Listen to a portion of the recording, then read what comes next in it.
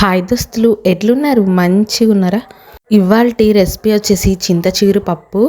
ఈ పప్పు చేసుకోవడం చాలా సింపుల్, బ్యాచిలర్స్ కూడా ఈజీగా చేసేసుకునే రెసిపీ ఇది. సమ్మర్లోనే చింతచిగురు దొరికింది కాబట్టి మనం చింతచిగురుతో అన్ని ఐటమ్స్ ట్రై చేయాల్సిందే. ఫస్ట్ చింతచిగురు పప్పు కోసం లేత చింతచిగురు అయితే తీసుకోవాలి. నేను చూపించిన గ్లాస్తో 2 గ్లాసుల కందిపప్పు అయితే తీసుకున్నాను. దాంట్లోకి 1/2 లీటర్ వాటర్ పోసాను. అలాగే దీంట్లోకి కొంచెం ఆయిల్ పోసేసుకొని మూత పెట్టుకొని పొయ్యి మీద ఉడకపెట్టుకోవాలి.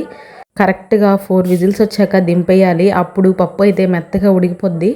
కొంతమంది పప్పుతో పాటు చించిగురు, ఉప్పు, కారం, పసుపు అన్నీ వేసేసి డైరెక్ట్గా ఇలా పొయ్యి మీద పెట్టేస్తారు. విజిల్స్ వచ్చాక దింపుతారు.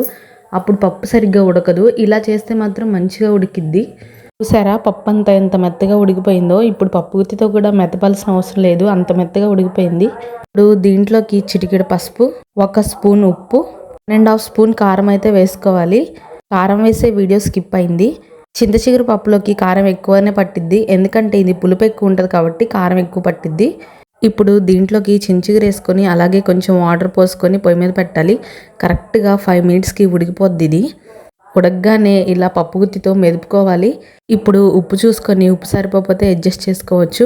ఇప్పుడు దీనికి తాలింపు అయితే పెట్టాలి. దానికోసం 2 స్పూన్స్ ఆయిల్ వేసుకొని వేడెక్కిన తర్వాత తాలింపు గింజల కోసం శనగపప్పు, మినపప్పు, జీలకర్ర వేసాను.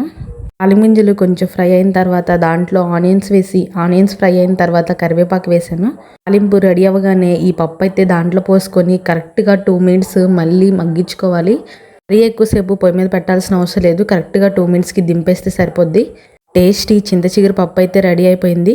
వీడియో నచ్చితే ఒక చిన్న లైక్ చేయండి. అలాగే నా ఛానల్ని సబ్స్క్రైబ్ చేసుకోండి. వీడియో ఎలా అనిపించిందో కామెంట్ చేయడం మర్చిపోకండి.